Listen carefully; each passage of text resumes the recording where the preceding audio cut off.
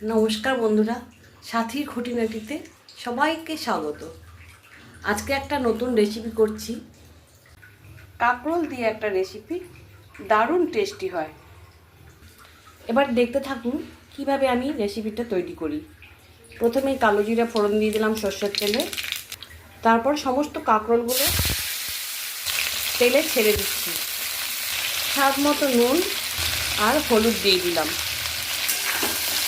এবার সুন্দর করে কাঁকরোলগুলো ভাজা ভাজা করে নিতে হবে। আমি কাঁকরোলগুলো ঢাকা দিয়ে দিলাম।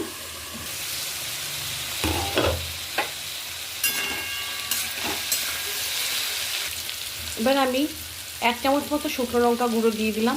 আপনাদের কাছে কাঁচা লঙ্কা বাটা থাকলে অবশ্যই কাঁচা লঙ্কাটাই দেবেন। কাঁকরোলটা মোটামুটি ভালোই ভাজা হয়ে গেছে। এবার আমি 1 হাতা ভরে ভরে নারকেল আর পোস্ত বাটা দিয়ে দিলাম।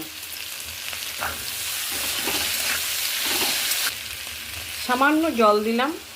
2 টেবিল চামচ চিনি দিয়ে দিলাম, কারণ নারকেল পোস্ত রান্নাটা একটু মিষ্টি মিষ্টিই খায়। 2টো কাঁচা লঙ্কা দিয়ে দিলাম। ওপর দিয়ে সামান্য একটু সর্ষের তেল দিয়ে দিলাম। দিয়ে গ্যাসটা এবার নিভিয়ে দিচ্ছি। রান্নাটা যদি আপনাদের পছন্দ হয়ে থাকে তাহলে অবশ্যই আমাকে লাইক, কমেন্ট, সাবস্ক্রাইব করবেন। Please please please.